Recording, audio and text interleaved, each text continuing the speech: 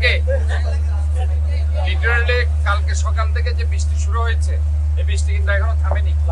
এটা আপনি ধরতে পারেন যে বৃষ্টি প্রায় 48 ঘন্টার কাছাকাছি, 36 থেকে 48 ঘন্টার কাছাকাছি।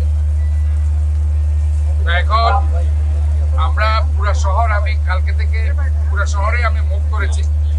আমরা বারবার বলছি যে এটা হিজরা খালের যে অংশটুকু কাজ শেষ হয়নি।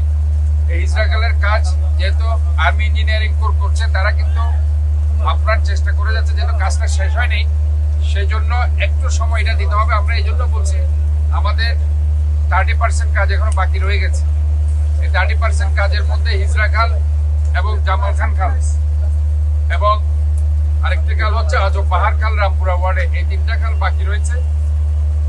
আর আমাদের চট্টগ্রাম সিটি কর্পোরেশন আমরা 40টা খাল ডিপিপি করছে। কাজে এই হিজরা খালের এই কাতালগঞ্জ এবং পাঁচলাইশ আবাসিক এলাকার অংশগুলো এই হিজরা খাল ডিস্ট্রিবিউট করে।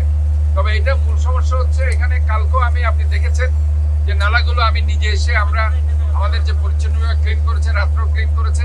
এখানে এই এলাকাটা অনেক নিচু, এখানে বিল্ডিং গুলো উঁচু হয়ে গেছে, রাস্তা নিচু হয়ে গেছে, যার কারণে গ্র্যাভিটির কারণে পানি সব নিচে এখানে জমা হয়ে আছে। বাট বৃষ্টি থেমে গেলে পানি যেতে 1 থেকে 1.5 ঘন্টার মধ্যে পানি নেমে যায়, এটা আমি দেখেছি। কাজে এই জিনিসটা আসলে আমাদেরকে হয়তোবা এই সিজনে আমাদেরকে হয়তো একটু কষ্ট দিবে, যেহেতু আমি বারবার বলছি যে আমাদের 30 ভাগ কাজ বাকি রয়ে গেছে। এবং এই খালটা কিন্তু এই 30 ভাগের মধ্যে একটি খাল, ভেরি ইম্পর্টেন্ট খাল, হিজরা খাল, আপনারা জানেন। কিন্তু আমি প্রবর্তকের মোড়ে কোনো পানি নেই, যেখানে আপনারা এতদিন দেখেছেন। আজকে বদ্রহাটে পানি নেই, মুরাদপুরে পানি নেই, পাকুলিয়াতে পানি নেই, চকবাজারে পানি নেই, দেওয়ানহাট আগ্রাবাদে একটা জায়গায় পানি আছে, সেটা হচ্ছে আগ্রাবাদ কমার্স কলেজের সামনে। সেখানে আমরা যেটা গুলজার খালের সেখানে কিছু কাজ বাকি রয়েছে, সেটাও আমাদের 34th brigade army engineering core কাজ করতে, সেই কাজগুলো চলমান। সেটাও যদি হয়ে যায় আশা করি আগ্রাবাদ কমার্শিয়াল এরিয়া তো পানি ইনশাল্লাহ উঠবে না। কাজে আমরা যেটা বেসিক্যালি চট্টগ্রাম শহরে, যেহেতু পার্সোনালি আমি ঘুরে দেখেছি, কালকে থেকে আমি মাঠে আছি এবং এখনো আমি আছি এবং আমি পুরা, আপনারা জানেন যে ভারী বর্ষণে আমাদের প্রায় 2-3টা বড় গাছ লালখান বাজারে পড়ে গেছে এবং ভারী বর্ষণে আমাদের এয়ারপোর্ট রোডে একটা রাস্তা ভেঙে গেছে, কমপ্লিটলি ধসে গেছে।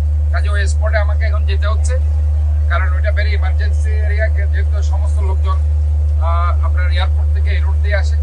ওভারঅল আমরা সবকিছু মেজার করছি। এবং আরেকটি জিনিস আমি ভয় পাচ্ছি, সেটা হচ্ছে পাহাড় ধস, কারণ ল্যান্ডস্লাইড এটা হয় যেহেতু ক্রমান্বয়ে যখন বৃষ্টি হয়, এবং আমরা ওয়েদার ফোরকাস্টে দেখতে পাচ্ছি আরো বেশ কয়েকদিন বৃষ্টি হতে পারে। কাজে এটা নিয়ে আমরা 11টার দিকে আমরা মিটিং দিয়েছি। আমরা চট্টগ্রাম জেলার এডমিশন, সিটি এডমিশন সবাইকে আমরা ইনভলভ করছি, সবাই যাতে কুইক রেসপন্স টিম আমরা তৈরি করছি। আপনাদেরকে আমি রিকোয়েস্ট করছি 11টার দিকে আমাদের সিটি কর্পোরেশন অফিসে আসার জন্য। আমরা এটা একটা কমিটি ডিক্লেয়ার করে দিচ্ছি, কুইক রেসপন্স টিম, তারা যাতে এই কাজগুলো করতে পারে। এবং সেখানে আমি এখন ডিসি সাহেবের সাথে কথা বলেছি, আমার সাথে গতকাল থেকে কথা হচ্ছে, কারণ এখানে একটা আমাদের টিম ওনাদের টিম সমন্বয় করে আমরা কাজ করছি।